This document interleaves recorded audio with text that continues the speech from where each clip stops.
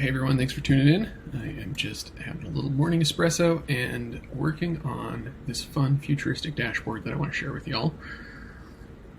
So let me tell you a little bit about how I build dashboards with a little more styling like this. So this is obviously a dark themed background with kind of a green bright overlay on it. This is not the most practical way to do data visualization. Monochrome like this is not the most usable, but it's fun looking, it's engaging, and as I said, kind of with some of the Excel examples that I gave that look similar to this, it's a great way to show off some of the visual design features that this platform has. So let's hop into it. I've just gone into Edit View in Google Data Studio, and I just want to show you how I built this, what all these elements are. So farthest back at the base, I have changed my theme background color. Alright, let's show you how to do that. If I can find an area where there's not an element to click, we're going to go to Theme Layout, Customize. So I've set my report background to a dark color, I've set my fonts to the color and style that I want, and I've just sort of set myself up for success in that sense, right? Everything's kind of ready to go, so that when I add new charts, I don't have to change the styling on every single one. So the first thing I did, I layered in these gradient backgrounds. If you see this here, and then this little section here, where there's a little bit of a glowing fade, that is a rectangle that I've inlaid. So if you go up to the top of your screen, you have the ability to add a rectangle. Once you've added your rectangle in, one of the fill options is a gradient. Gradient down here at the bottom, you set your gradient from a light sort of transparent green to a fully transparent, no color on the other end, and then you set your angle. The angle is just going to show which direction the gradient's going in, and you create this kind of glowy effect. So this just helped me figure out how I wanted to structure the page. I also knew I wanted a circular central element here.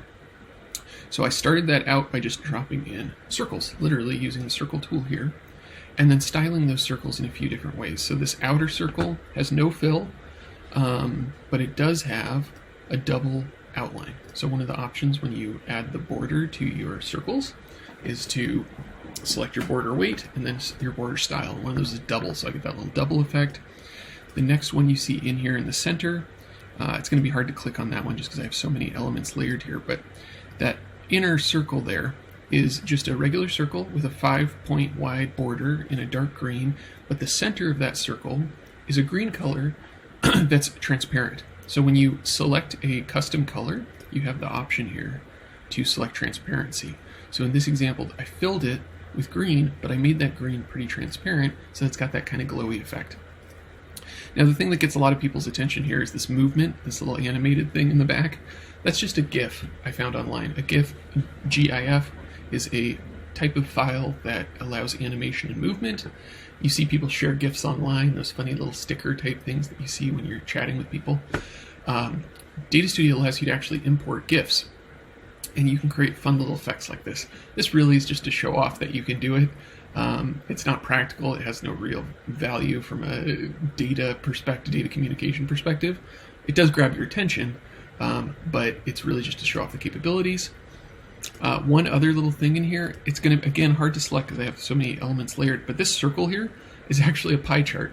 And I've used the pie chart as a graphical element, not necessarily as a functional element here, but it's broken out, I believe, into a day or something like that over the course of a year. So I get this nice faded circle effect, which I really like. And then the rest, this center thing is just a scorecard. Like you'd normally use in Excel, scorecards are under the chart menu, scorecards right there. Filters are just set on top of this is a rectangle, but I've set my border radius to 90 so that it creates this kind of pill shape effect. If you have a high enough border radius, a rectangle turns into that pill shape, so that's what I've done there. And everything else here is just standard charts and a few lines. So without a ton of super technical knowledge or anything too fancy, you can start to create things that are pretty visually complex in Data Studio like this.